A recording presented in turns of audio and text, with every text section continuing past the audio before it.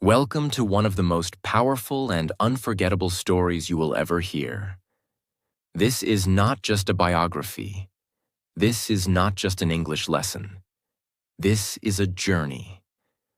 A journey into the real, painful, and inspiring life of a man who lost everything, and then became one of the most successful and loved actors in the world. Today, we're talking about Robert Downey Jr. Yes, the man who played Iron Man, the genius, the billionaire, the superhero, the man who helped build the Marvel Universe, the face of the Avengers, the one who gave us that emotional final line, "I am Iron Man." But behind the red and gold suit, there is a man with deep scars, real pain, and a long history of struggle. You may think you know him, but today, you'll see the truth behind the fame. Because before he was Iron Man, he was a broken boy born into chaos. He didn't grow up in a happy home. He didn't live a normal childhood. He didn't go to school like other kids, and he didn't smile like a boy should. His journey started with drugs, confusion, and a search for love he never received. And yet, he turned that pain into power. He turned that broken childhood into unshakable strength. He turned his shame into a shining story of transformation. So why should you listen to this story? Because it's real. Because it will touch your heart. Because it will inspire you to keep going, no matter what you're facing. And while you listen, you will also improve your English, understand emotions, learn life vocabulary, and feel more connected to the language and the world. So take a deep breath. Open your heart. And let's begin the story of a boy who became Iron Man. Part 1. The boy who was born into chaos. Robert John Downey Jr. was born on April 4th, 1965, in Manhattan, New York City, in the United States. From the outside, it looked like he was born lucky. His father, Robert Downey Sr., was a well-known filmmaker. He made experimental, strange, and creative movies. He was a part of the New York underground film scene, where people were free, wild, and often living outside the rules. His mother, Elsie Ann, was an actress. She acted in some of her husband's films, and she was known for her sweet voice and gentle presence. So from day one, Robert Jr. was surrounded by cameras, scripts, artists, musicians, dancers, and strange energy. But this was not a home of peace. It was a home of chaos. Imagine being a child who wakes up in the middle of the night to see strangers in the living room. People drinking, people shouting, people smoking. Imagine being a little boy who sees his father doing drugs on the kitchen table, and instead of being taken to school, he's taken to a film set. This was Robert's reality. His father, Robert Downey Sr., was high most of the time. He was not a responsible man. He was an artist, yes, but he was also addicted to alcohol, marijuana, and cocaine. He thought giving drugs to his son was no big deal, and so, when Robert Jr. was just 6 years old, his father gave him marijuana. That moment would change Robert's life forever. At that age, he didn't even understand what it was. He just trusted his father, and he wanted to feel loved, even if that love came through something wrong. But it wasn't love. It was the beginning of a very long nightmare. Robert didn't have a stable life. Because his father was a filmmaker, they moved often, from New York to California and back again.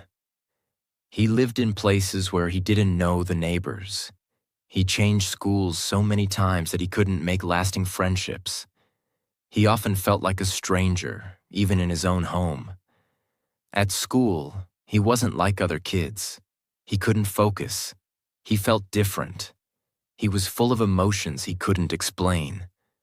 And deep inside, he was angry and confused. He wanted to be loved. He wanted someone to tell him, "It's okay. I'm here. I believe in you." But no one did. And so, he kept looking for peace in the wrong places. When Robert was just 10 years old, something happened that shattered his heart. His parents got divorced. His mother stayed in New York, and his father moved to Los Angeles.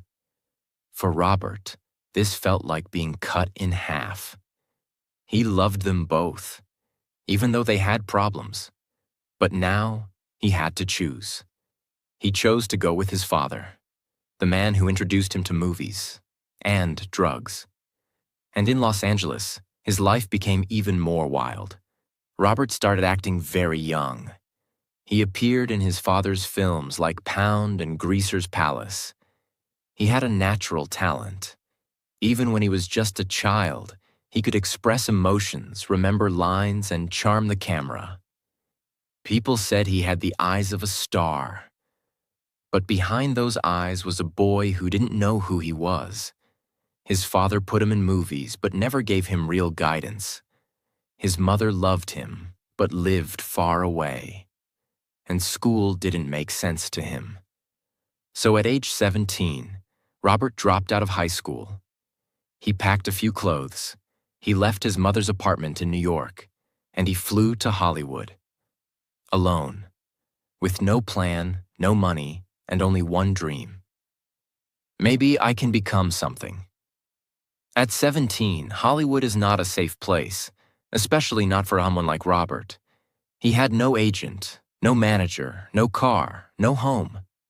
He lived in small rooms, shared apartments, slept on floors, and went to auditions. He was rejected, again and again. People told him, "You're too intense. You're not handsome enough. You have too much energy. You're not the leading man type." But he kept trying.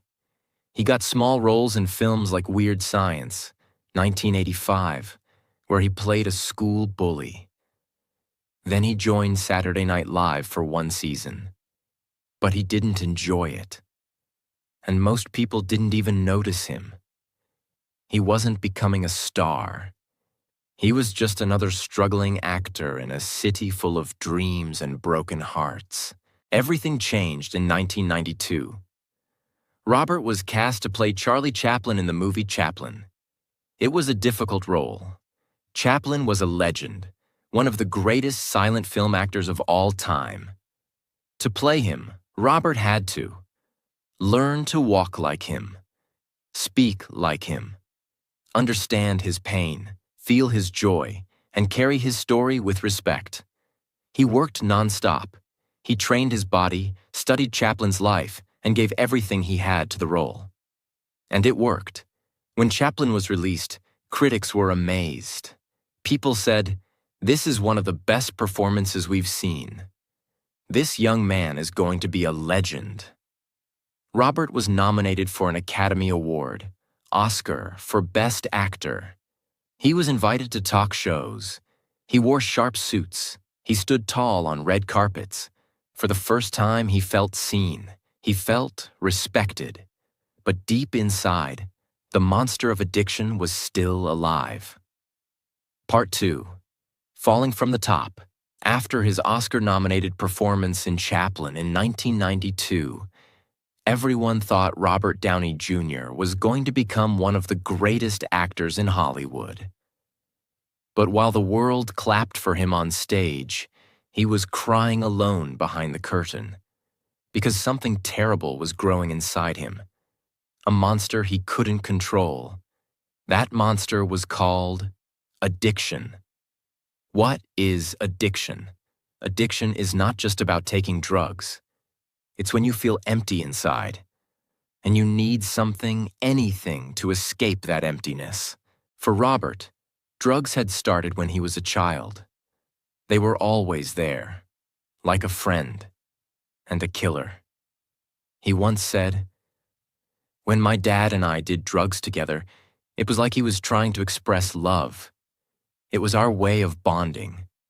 But it was also a way to ruin both our lives. By the mid-1990s, Robert was working in the day, shooting big movies, and getting high at night, using heroin, cocaine, and alcohol. Sometimes he would come to the set late. Sometimes he didn't come at all. Sometimes he would speak lines so fast that even the directors didn't understand him. But even worse, sometimes he would drive under the influence, not just risking his life, but risking the lives of others. First arrest.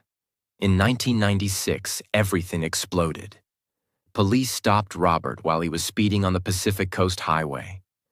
What did they find? Cocaine, heroin, a gun, and an actor who had lost control. A few weeks later, he entered a neighbor's house by mistake while he was high and slept in their child's bed. Yes, it sounds unbelievable, but it's true. He was arrested again, and again, and again. Hollywood started saying, "He's a great actor, but we can't work with him anymore. He's too risky." In 1999, the judge finally said, "Enough." Robert was sentenced to 1 year in prison. He went to the California Substance Abuse Treatment Facility, a prison for people with drug problems. Can you imagine? A man who was once nominated for an Oscar, now standing in a jail uniform behind bars with criminals. He spent months there. No special food, no private room, no cameras, just walls, bars, and silence. While Robert was in prison, many people thought, "He's a rich actor. He'll be fine." But they were wrong. Prison does not care about your fame. Prison does not care about your movies. It's cold, it's hard, it's dangerous. And for Robert, it was hell. One night, he was sleeping in his cell when another prisoner attacked him. Violently. He didn't even see it coming. He was beaten badly, punched in the face, thrown to the ground. He tried to scream. He tried to protect himself. But it was too late. When the guards came, they saw a pool of blood. He was rushed to the prison medical unit. His face was swollen. His ribs were bruised.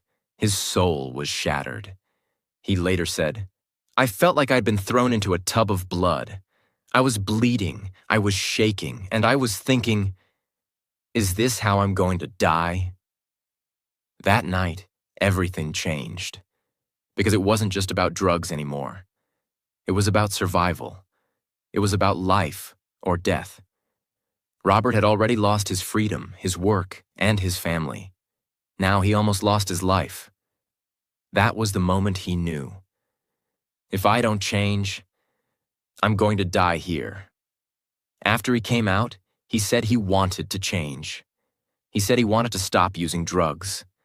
People believed him. Or at least they hoped he was telling the truth. And so, he got another chance. He joined a TV show called Ally McBeal in 2000. He was charming, funny, and fans loved him. He even won a Golden Globe Award for Best Supporting Actor. It looked like Robert was back, but the monster wasn't dead yet.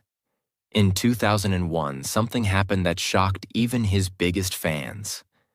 Robert was found walking alone in a dark alleyway in Los Angeles. He was barefoot, confused, and possibly not wearing any clothes. He didn't know where he was. He didn't know what he was doing. Neighbors called the police. They were scared. They didn't recognize him.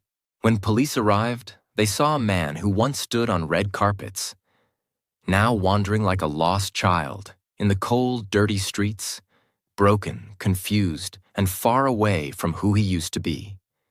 He was arrested again. And this time, the whole world saw it on the news. A famous actor, an Oscar nominee, found half naked, lost, and alone because of drugs. That moment became a symbol of how far he had fallen. He later said, "I didn't care about anything anymore. I was gone. I wasn't living. I was disappearing. This was his rock bottom, the lowest point of his life. While his career was falling apart, so was his personal life.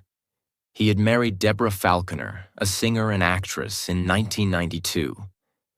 They had a son named Indio, born in 1993. But Robert's drug problems made family life impossible. He was absent. He was high. He was lost.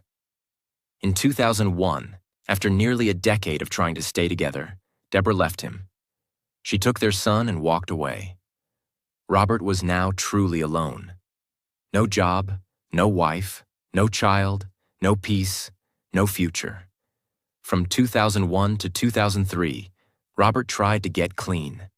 He entered rehab centers. He attended counseling. He promised to change.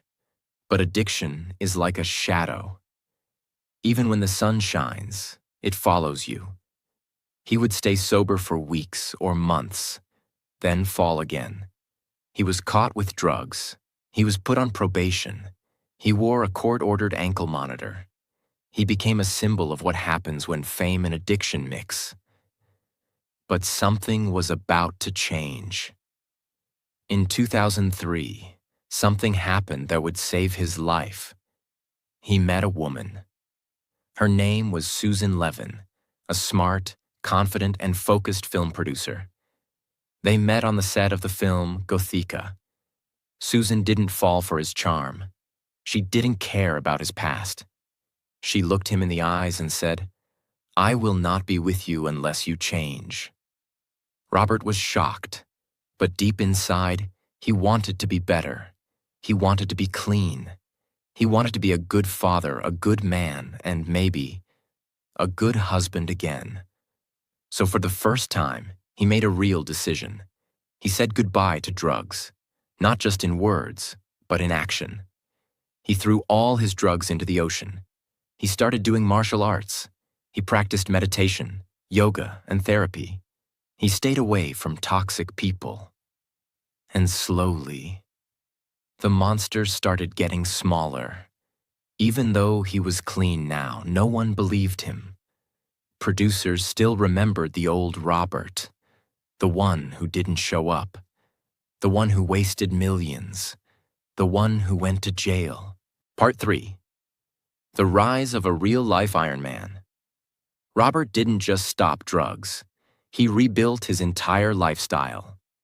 Let's understand how deeply he changed. Diet. He switched to healthy food, organic fruits, vegetables, clean protein. No junk, no sugar, no alcohol. Fitness. He trained in Wing Chun, a Chinese martial art. Every morning, every evening. Strict discipline. Spiritual practice. He practiced meditation daily. He read books on Zen philosophy. He studied silence. He tried to heal the damage inside his heart and mind. Therapy. He didn't hide from his past anymore. He talked to psychologists. He accepted his pain. He forgave his father. He faced the boy inside him who had started drugs at age 6. It was not 1 week, not 1 month. It took years of quiet, private work. But he did it. And then, one day, the phone rang. The year was 2006.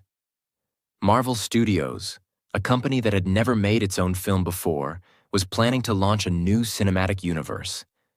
Something that had never been done. They needed a strong actor to play a rich, arrogant genius named Tony Stark. Tony Stark was not a typical superhero. He was flawed. He was sarcastic.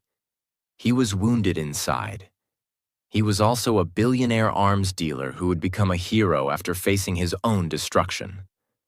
Marvel looked at many big names, but someone said, "Why don't we try Robert Downey Jr.? Most people in the room laughed. "Robert? He's unstable. He's risky. He'll destroy the film." But one man didn't laugh. Jon Favreau, the director of Iron Man, said, "No, he is Tony Stark. This isn't acting. This is his real story." The studio said no. Marvel still said no. They didn't want to risk a $140 million movie on a man who had been to prison, who had no box office success in years, and who was called uninsurable. Yes, Robert was labeled uninsurable. This means that film companies wouldn't even pay for insurance if he failed. But Jon Favreau fought. He believed in Robert. He said, "Just let him audition." And when Robert came in and read the lines of Tony Stark, the room went silent. They weren't watching a performance. They were watching a rebirth. Marvel finally agreed. With conditions. Robert would get only $500,000. Very low for a lead actor. He would be tested regularly for drugs. If he missed work even once, he'd be replaced. Robert didn't argue. He looked them in the eye and said, "Give me this role. I'll show you who I really am." Robert didn't just act. He became Tony Stark. In many ways, Tony's journey mirrored Robert's. Tony had been a rich, selfish man selling weapons until he was captured and almost killed. That near-death moment woke him up. He built a suit. He became Iron Man. Similarly, Robert had been a rich, selfish man destroying his body with drugs until he was arrested and nearly lost his life. That moment woke him up. He rebuilt himself. He became Iron Man. It was a perfect match, not of character and actor, but of two broken souls learning to become heroes. In May 2008, Iron Man released. People expected a decent film. What they got was magic. Robert Downey Jr. wasn't just good. He was electrifying. Audiences laughed, cried, and clapped. The movie made over $585 million worldwide. It kickstarted the Marvel Cinematic Universe, now the most successful movie franchise in history. Suddenly, the man nobody trusted became the man everyone loved. And Marvel gave him more. After Iron Man's success, Robert didn't stop. He starred in Tropic Thunder, 2008, nominated for another Oscar. Sherlock Holmes, 2009, blockbuster hit. Iron Man 2, 2010. The Avengers, 2012, crossed $1.5 billion worldwide. Iron Man 3, 2013, another $1.2 billion hit. Avengers, Age of Ultron, 2015. Captain America. Civil War, 2016. Spider-Man, Homecoming, 2017. Avengers, Infinity War, 2018. Avengers, Endgame, 2019. Over $2.7 billion, one of the highest-grossing movies ever. By 2013, Robert Downey Jr. became the highest-paid actor in Hollywood, earning $75 million per year. But more than money, he had earned something much bigger: respect, love, redemption. He wasn't a joke anymore. He was a symbol of strength, a man who fell hard and rose even higher. Robert married Susan Levin in 2005. He says she saved his life. They have a beautiful son, Exton, born in 2012, and a daughter, Avery, born in 2014. Robert became a better father to Indio, his first son. He supported Indio through his own drug recovery. They now share a close, healing relationship. Robert spends time reading, cooking vegan meals, practicing martial arts, and staying away from Hollywood drama. He built a beautiful home, not to show off, but as a safe space to stay grounded. In Avengers Endgame, released in 2019, Iron Man makes the ultimate sacrifice. He snaps his fingers to destroy Thanos, saying the legendary words, "I am Iron Man." And with that, he dies, saving the universe. In theaters around the world, people cried. not just because a character died, but because Robert Downey Jr.'s journey had come full circle. From a drug addict in a jail cell to a superhero who saved the world. In cinemas across the globe, millions of fans stood silently as Tony Stark, also known as Iron Man, closed his eyes for the last time. It wasn't just a movie moment. It was the end of an era. And behind that superhero mask was not just a character. It was Robert Downey Jr., the man who had fought his own real-life wars and survived them all. The man who once woke up in a prison cell was now leaving the biggest movie franchise in the world. As a legend, when an actor plays a role for 11 years, especially a role as iconic as Iron Man, leaving that behind is not easy. Robert had lived and breathed Tony Stark. They were the same in many ways. Both had made mistakes. Both were brilliant but broken. Both learned to rebuild themselves. After Avengers Endgame in 2019, people started asking, what will Robert do now? Will he ever find a role bigger than Iron Man? Or will he disappear again, like before? Even Robert himself had doubts. He said in an interview, "It's always scary when you walk away from something so big. It's like leaving your own identity behind. But I had to." Why? Because this time, he didn't want to be a superhero on screen. He wanted to be one in real life.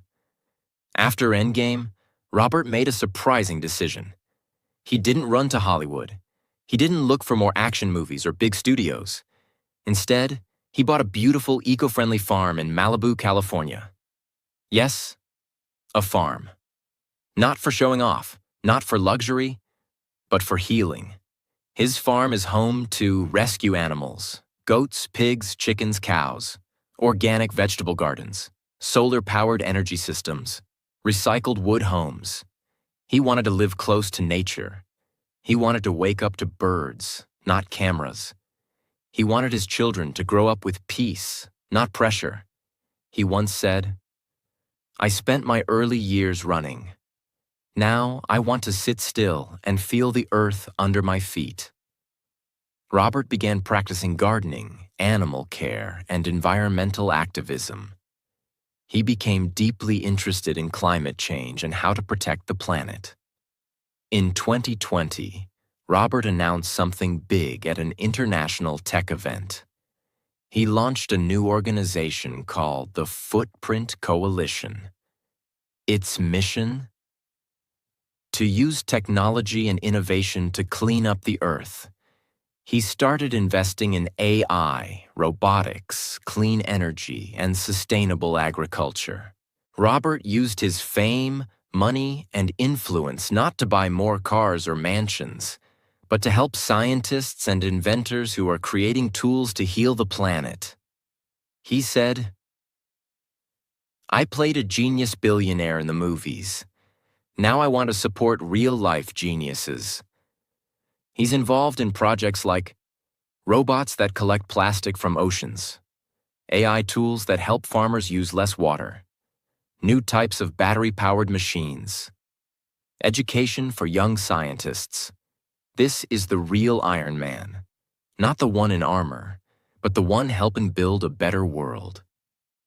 Let's go deeper into Robert's personal life, especially his relationship with Susan Downey. She's not just his wife. She is his business partner, creative collaborator, and lifeline. Together, they started a production company called Team Downey. They have produced films like The Judge, 2014, a powerful courtroom drama starring Robert and Robert Duvall; Perry Mason, 2020, an HBO series; and several documentaries about mental health and recovery. Susan is known for her intelligence, discipline, and calm energy. Robert has said, "Without her, I wouldn't be alive. She gave me the courage to become the man I was meant to be." Their marriage is built on trust, boundaries, healing communication, routines that keep Robert away from temptation. Every day they wake up early, meditate, do yoga, take care of their kids, and read together. This is not just love. It's a partnership of growth. He spends time cooking breakfast, reading bedtime stories, teaching them meditation, taking them to nature walks, sharing life lessons in simple words. No shouting, no phones at the dinner table, no Hollywood pressure, just real love. After Endgame, Robert took a break from big blockbusters, but he didn't stop acting. He became selective. He wanted to do projects that had meaning, not just money. He acted in Doolittle, 2020. Though the movie wasn't a hit, he said he enjoyed the experience for his kids. Senior, 2022. A deeply personal documentary about his father, Robert Downey Jr. This documentary, Senior, is one of the most emotional and honest pieces of art Robert has created. It shows the beautiful, painful relationship between father and son. It shows the wounds, the mistakes, the laughter, and the love. Robert made this documentary not for fame, but for closure. He said, "This is not a film. This is a goodbye letter to my dad." And people around the world were moved. They saw a different Robert, not Iron Man, not Sherlock, but a son, a man, a human being who just wanted to say, "I forgive you. I love you." Let's talk numbers, but more importantly, let's talk meaning. Robert Downey Jr.'s net worth today is estimated to be around $300 million. He has multiple homes, expensive cars, a private jet, investments in over 15 companies, business ventures in clean energy, fashion, food, and technology. But ask him what he values the most. He won't say money. He will say his sobriety, his family, his freedom, his peace. That is his real wealth.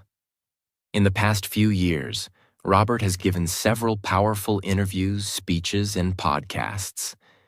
Here are a few things he said that you will love. Worrying is like praying for something you don't want. I think life changes every 5 minutes, so I try not to predict. You need bad things to happen sometimes, or you'll never grow.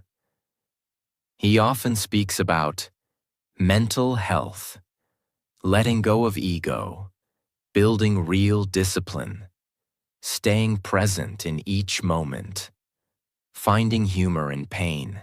Robert has said in many interviews, "There's a version of me that existed before the pain, and a better version that was created because of it." He was rich. He was famous. He had opportunities most people dream of. But he lost it all. Why? Because sometimes life breaks you on purpose, not to destroy you, but to remove everything that's fake. All his ego, pride, excuses, lies, and distractions were taken away, until all that was left was a broken man staring at himself in the mirror. And that's where real transformation begins. He learned that pain is a teacher. Pain teaches you what matters. Pain shows you who you really are. Pain introduces you to the real version of yourself, the one behind all the noise. One of the most important things Robert ever did was this. He stopped blaming others. He could have blamed his father for introducing him to drugs, Hollywood for rejecting him, the police for arresting him, the media for calling him a failure. But he didn't. He stood up and said, "This is my life. These are my choices. And now I will change them." That's not easy. Taking responsibility means you stop making excuses. You stop waiting for someone to save you. You stop being a victim. And that's what Robert did. From that day forward, he became the hero of his own story. Not because he was perfect, but because he was honest and accountable. People often ask, how did he stay clean after so many relapses? The answer is discipline and habits. Here are the powerful routines Robert Downey Jr. follows. Wakes up early every morning. Spends 30 minutes in silent meditation. Trains in Wing Chun martial arts. Eats a clean vegan diet. Reads books every day, philosophy, history, spirituality. Avoids toxic people and gossip. Sleeps early and protects his peace. He treats his mind and body like a temple. He says, recovery is not something you do once. It's something you do every day for the rest of your life. And it's true. Success is not one big event. It's 1,000 small decisions made quietly, consistently, and with courage. He talks to young actors, recovering addicts, and people who feel lost. He shares his pain openly.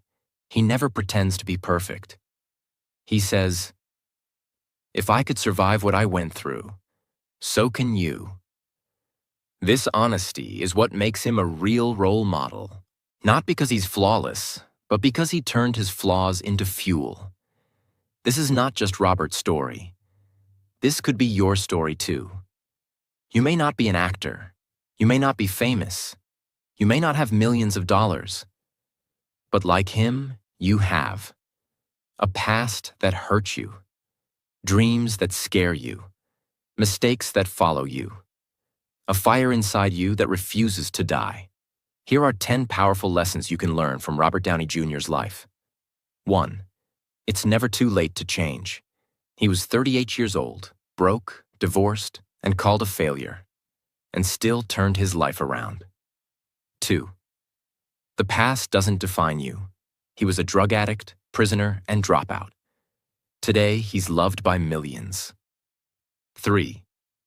One good person can save your life. Susan Levin didn't just love him. She challenged him to be better. 4. Pain is a doorway, not a dead end. His lowest point became his turning point. 5. Discipline is freedom. His strict routines gave him peace, focus, and strength. 6. Silence is power. Through meditation and simplicity, he learned to control his thoughts. 7. Giving is healing. By helping others, he kept his own heart clean. 8. Forgive, even when it hurts. He forgave his father, himself, and everyone who doubted him. 9. Be the hero of your own story. Don't wait for someone else to save you. You are enough. 10. Believe in your comeback. Even if the world gives up on you, you don't have to. Let's end with Robert's own words. Remember that just because you hit bottom doesn't mean you have to stay there. Sometimes you have to get knocked down lower than you've ever been to stand up taller than you ever were. I know who I am today, and I'm proud of that man. Not because he's rich or famous, but because he didn't give up.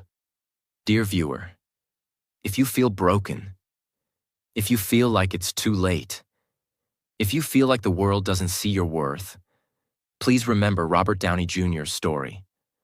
You can fall, you can fail, you can even lose yourself, but you can still come back, stronger, wiser, better.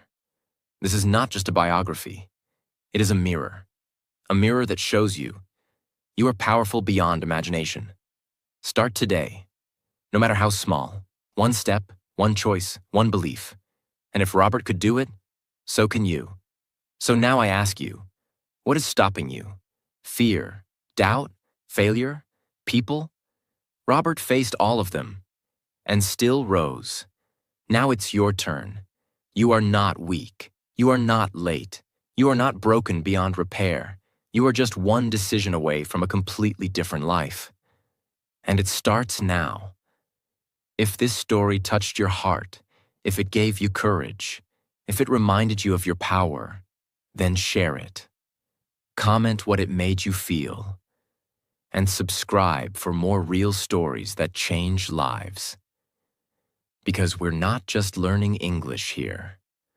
We're learning how to become the strongest version of ourselves. See you in the next story. And until then, never give up. Your comeback is waiting.